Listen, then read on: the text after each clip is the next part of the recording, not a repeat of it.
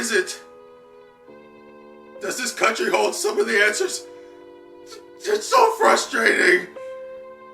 Like a kid, Law, I'll never forgive you for this.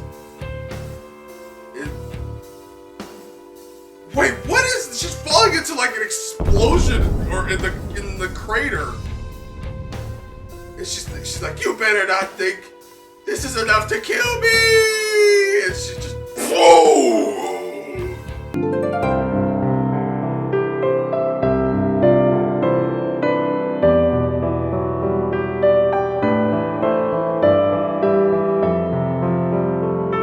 Just kidding.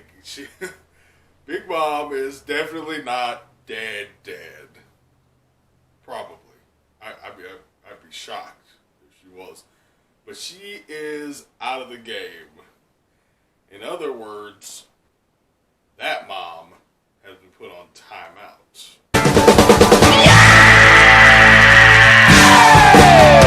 Whew, but man, that chapter. Oh my god, chapter 10 to 40 of One Piece will go down in history, man. Holy shit. Just like how Big Mom went down into the ground. Wow, that was a crazy chapter, man. Holy shit. But yeah, Pirate's Tale Jutsu, and I am here to do my live reaction to the next chapter of One Piece. After our week off, which I think we all needed a week off after that chapter. It was very impactful. Also, there's something that the translation that I read in my live reaction didn't quite get about Big Mom saying something as she was falling, thinking about Roger and the One Piece and everything. She said something where it seemed to imply that a piece of the One Piece is in Wano or something, and that's like a whole mysterious thing that everyone's been trying to figure out. And so. Yeah, that'll definitely be something to keep an eye on here. Apparently, there might be a piece of the One Piece treasure here in Wano, and who knows what that means. But let's just get right into this chapter titled Komurasaki, which is very interesting because we definitely need to check up on the situation. We saw them for a second in the last chapter, but we definitely need to focus on Orochi and Komurasaki / Hiyori. And see what's going on there. And that whole, it's kind of a strange situation here. So yeah, we'll definitely... Oh, but first, we start with the cover page, continuing the cold-blooded voyage of the Germa, Volume 5. Oh my god. Pudding, I love you so much. Not all Big Mom's kids are stellar characters or good people. But Katakuri and Pudding, and with a few others, are very good people. Pudding is just clocking Niji and Yonji in the face for all the years of bullying her precious Sanji, which, oh my god. Mwah! Oh, I love you, Pudding, for that. Punch Niji again. Just keep punching Niji. He's the worst. And this is for him beating all the women he's beaten over the years, like the maid, Cosette. She's just clobbering both of them in the face. I could read a whole chapter of her just punching them in the face over and over again. So I'm very glad Oda gave me that. So yeah, this is a beautiful cover page here. But getting into the chapter itself, we have our future dragon shogun, Momonosuke. Oh yeah, then he dropped some knowledge in the end of the last chapter about Zunisha being the companion of Joy Boy, and so yeah, I guess maybe we'll get a little more information on that. What has he learned as we start this chapter? So he says, I spoke with Zunisha briefly, but I still do not have the whole picture. Zunisha's communicating telepathically with Momo, saying, Momonosuke, I await your orders. I have come to fight by your side. And so yeah, we see the tiny little world government ships next to this massive freak of nature ancient elephant. And so yeah, I think world government's gonna regret knocking on Wano's door. this is a very big boon for the good guys here. And so Yamato is very excited as he says, "Incredible, Momonosuke-kun. You really can speak to it. Just like Odin predicted, you're the one that's meant to lead this world into its dawn." Okay, so the Momo says he learns why he cannot die here, and that he says he learned it from his father's journal, but it seems that he tore out the most crucial pages. So yeah, I guess maybe the pages about the One Piece itself or something, or some crucial information has been ripped out. So are these pages like still in existence somewhere, or were they destroyed? I don't know. But yeah, we see in Momo he's still tugging the island like a tugboat with the flame clouds. And so Momo goes, "What made Father and Roger laugh at the final island? The true importance of this task still eludes me." So he says the final island, and as we know, Laugh Tale is not technically the final island of the world. There's one more after it, I believe. And I don't know if it was confirmed to be God Valley. I don't think so. I think that was just like a theory I had, or some other people had. But I would assume that it might be. Well, maybe not. I don't know. But there's a final island. I believe there's Lodestar leading up to Laugh Tale, and then after Laugh Tale, there's the final island. But I don't know. Maybe Momo doesn't know about the final island. He's assuming Laugh Tale's the final island because obviously that's where the One Piece is. He goes, he continues. It's not like Father was an all-seeing prophet. If he was still alive, would he still want to open Wano under these circumstances? I'm not as wise as he was. I think of the potential dangers to the people of Wano, which that's very smart, Momo. He's learning a bit more about the state of the world and the world government and everything, and like opening Wano before Luffy finds the One Piece and like unveils the Void Century and everything might not be the best idea. So maybe, what if Zunisha stays? Well, no, I guess Zunisha has to keep walking, but maybe Momo can stop that somehow, and Zunisha could be like the bodyguard of Wano, which would be sick, because the Minks and the Kozuki clan already are so close, so it would make sense if like Zunisha stayed and Zou was basically a neighboring country to Wano and they're like protecting each other. That'd be insane. That'd be crazy. But yeah, I think Zunisha has to keep walking as penance for the crime they committed. But Momo says, and it makes me want to keep the borders shut. Does that make me a coward, Yamato? And Yamato's like, huh? Oh my, we just cut to the third floor castle interior as we see the flaming husk of that used to be Fukurokuju, who just collapsed on the ground. He's just like, man, he's feeling a little toasty right now. But now Raizo's letting it sink in that his ass is on fire right now. He can't be cool anymore. He had his cool moment. Now he's like, oh shit! Oh! He's like gasping, like, oh, water. So we finally get the official victor of this battle, which is Raizo, the true ninja warrior of Wano. So he's just like, it's hot. He's like, not hot at all. So he's trying to be cool, but he's stop, dropping, and rolling. Just like, oh. That's pretty funny. Okay, so Raizo has some final words for Fukurokuju as he says, like, in this era, even shinobi are free to choose.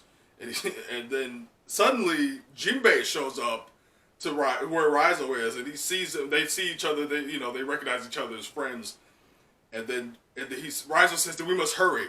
The preparations are almost complete. So that's ominous, there, Raizo. What do you mean by that, buddy? But then we just cut to the second floor treasury. As Orochi goes, blast it all! Fukurokuju, you good for nothing ninja. Where the hell is he? So yeah, the buck-toothed usurper Orochi is very upset right now. As he says, he better not have escaped on his own. Was that tremor earlier due to Kanjuro? With any luck, this island will soon be history. And then Komurasaki's still just playing away on the shamisen. And then he just goes, Komurasaki, does this look like the time for music? Knock it off this instant. How can you be content strumming away in that damn mask? Uh-oh. Oh boy. Whoa. Drawing attention to her mask. Where is that going?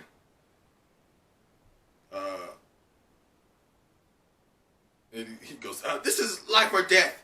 And it's not like you always have to wear it. Take it off. And so you just see the mask on her face and she's just playing away. I still can't tell if you're the real Komurasaki or some kind of wraith. Okay, it looks like the ceiling is about to like collapse on Orochi right now. He's like, huh? Ah! It's just like, wow. Just like falling rubble just like crushes Orochi. It's just like, damn it. Why can't I transform? Ooh, what the hell? He can't transform into his Orochi form. Is it like is there sea stone or something? He's like, what? Why? I can't get loose. And so Komurasaki just goes, you are so distracted that you still haven't noticed. And Orochi just like broken and bloody. It's just like, Komurasaki, you half-wit. Why are you just sitting there? Get this debris off of me. Oh my god, she goes, I used a sea stone nail to ensure that you wouldn't be able to change into that monstrous form of yours. What are you saying? I thought you loved me! Loved you? Don't be ridiculous. There isn't even a shred of affection for you in my heart. What? It's almost poetic that your favorite song is also Moon Princess. So we just see a flashback of Odin with little Hiyori. As he goes, I love that tune, Hiyori. And she goes, really? It's called Moon Princess. I'll practice it even harder now.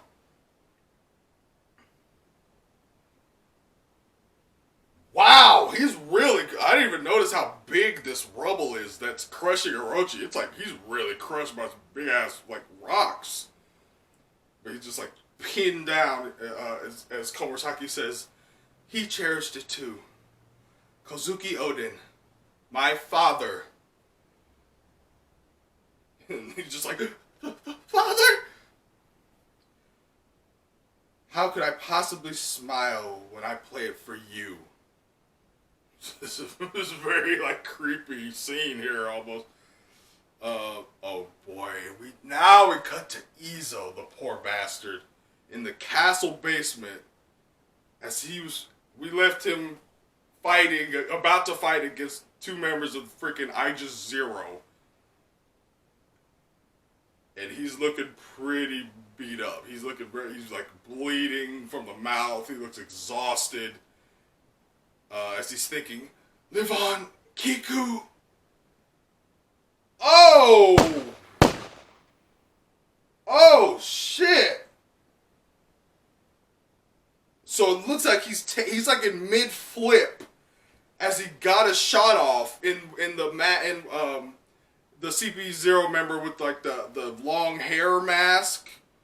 Like the kind of the long nose, you know, the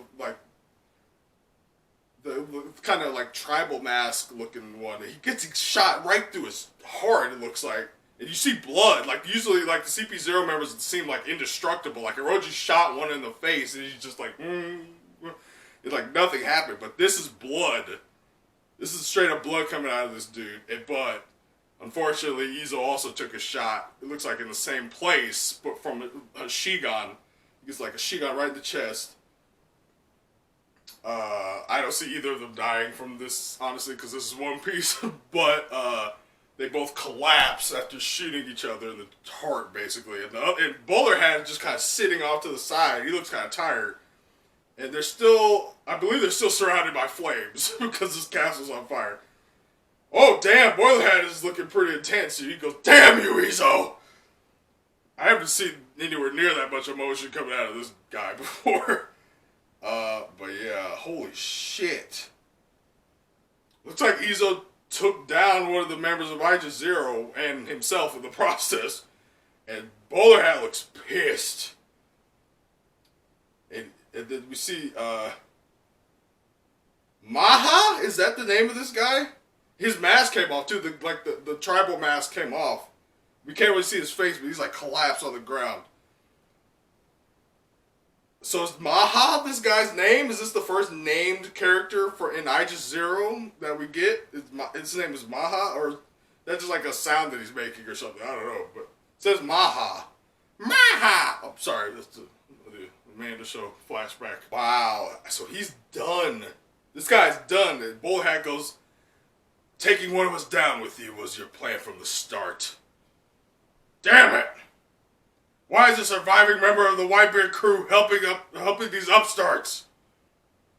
Well, I think so. This is the Maha, as I'm gonna call him.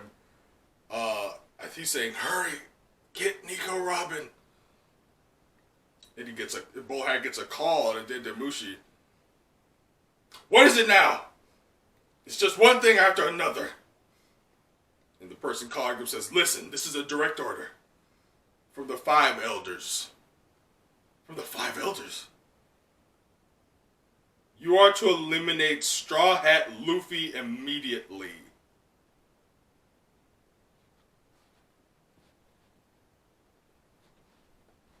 Oh boy. Well, as if Luffy didn't have enough on his plate already. Great. Alrighty. Oh, so that was this is the other Aegis Zero member who's here in Wano with them. The one with the mask that has like these frilly this frilly beard on the bottom of his face. So he's like really tall. That's the guy who called it in. And Boilerhead goes, "What are you talking about? Straw Hat is in the middle of fighting Kaido. You can't expect me to interfere in that battle. It's impossible."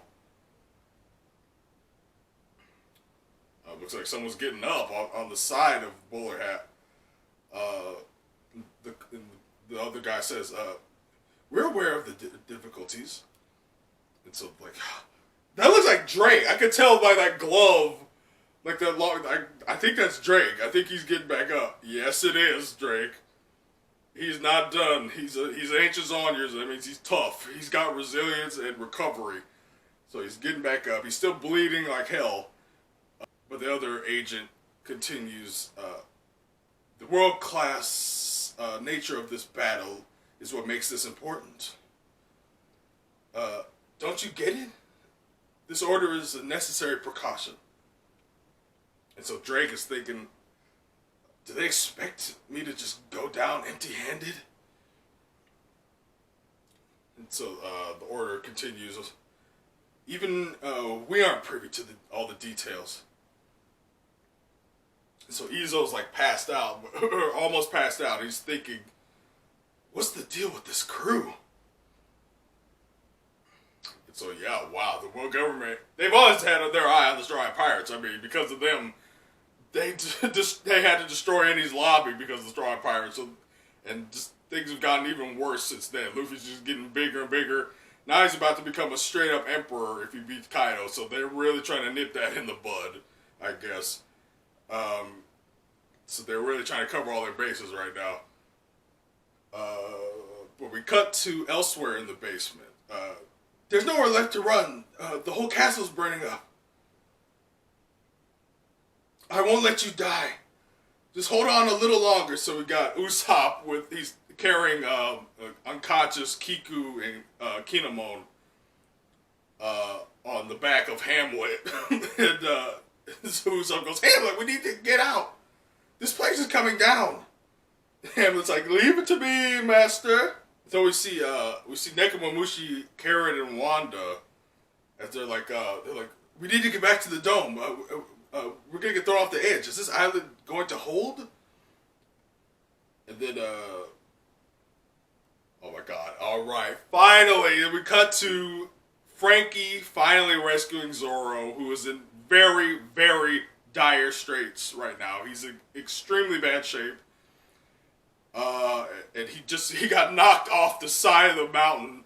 Like, his unconscious body got knocked off the side of the mountain in the last chapter. But Frankie's here just in time. He stretches out the chain hand and grabs Zoro. He goes, "Hey, you still alive down there, right?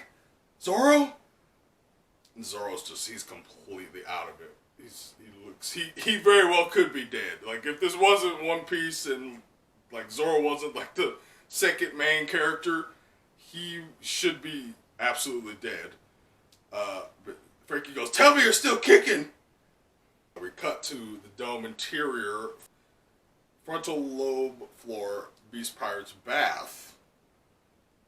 And we just see chaos going on. And we hear, "We got her! What a commotion! That shock was insane." And it's Nami here with Zeus. She goes, "Chaffee and the others must have taken down Big Mom. What's happening with the fire? I hope Usopp and the rest are okay." I guess Big Mom isn't dead, because Zeus still exists, I guess, but Zeus is weird, because he doesn't seem to be, like, under Big Mom's control at all, but he still exists, and I still don't understand how that works. But he looks pretty sad about Big Mom being defeated. He's, like, crying. He's like, "Mama." Nami goes, "Remember, Zeus, who matters more now? Me or Big Mom?" Zeus is like, "Ah, you do, Nami, of course." So yeah, we got a whole group gathered here. I see Marco, Otama's two pets are like looking unconscious and pretty bad. We see Otama herself. We see Speed, and of course Nami and Zeus are all here. Looks like a big piece of rubble's about to fall on poor Komachio, though. As Otama goes, "Hikimaru, Komachio, you two are amazing." And Marco goes, "They'll be all right, Yoi. Just watch out for the debris raining down." And Speed's like, "Master, come here."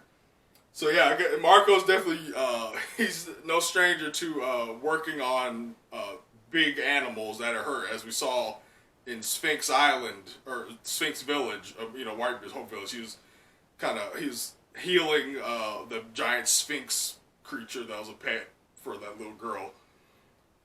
So he's healing them with his Phoenix flames. Marco goes, "We can't drop our guards yet. This island is still the most dangerous place on the planet, Yoi." If we just see that massive crater that Big Mom got knocked down in the last chapter. As we cut back to the part pirates and the kid pirates. And like they're going, "They really beat Big Mom! Boss! Captain!" Oh shit. And of course more giant rocks are falling from the ceiling. You're like, whoa! So Kid is back conscious. If he looks completely wiped out, he goes, "Should we brace ourselves?" Or I don't know if that was Kid who said that or someone else. But so yeah, Kid and Law just collapsed on the ground, just like, And Kid goes, "Kaido's still up there." And Law's like, "Nah, we've done our part. We're done, boy. We're done, buddy. Taking down one Yonko today is more than enough. Like, I think we're good." He goes, "Even if Kaido's the one that comes back down, I have no strength left to put up a fight." We're back to Luffy and Kaido going head to head. Not literally this time, but the blows are just clashing with Conqueror's Haki, and like the void that's separating their blows is going, and so like they're both just going full steam.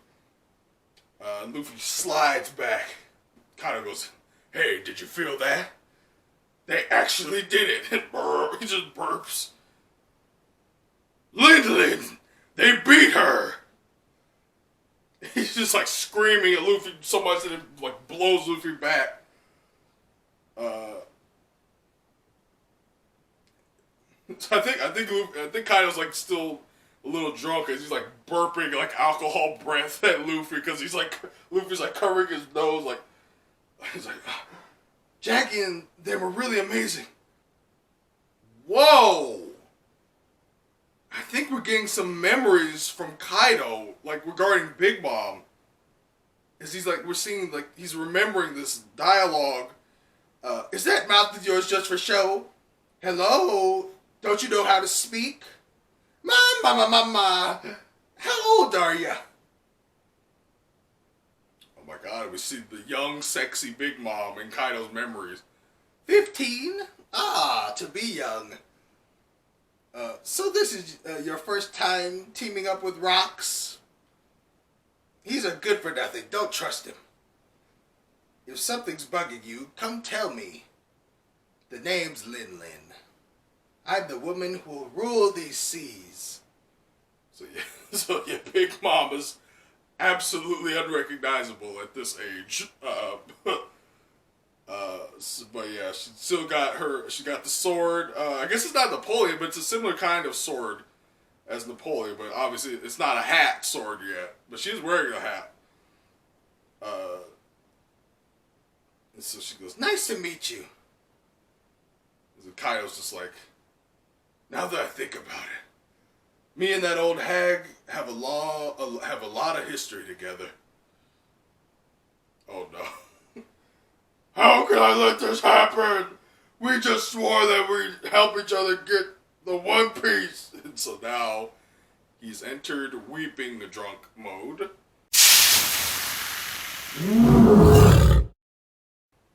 Whoa!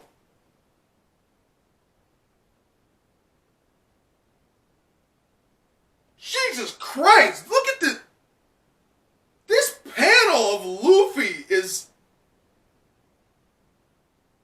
This panel of Luffy's I've never seen Luffy look like this. He's like a shadowy like figure of death or something. As he's just like rushing Kaido, and I think he's in Snake Man mode. Like he's in Gear 4. You see the Gear 4 robe of smoke, and he just looks like a jungle cat pouncing at Kaido.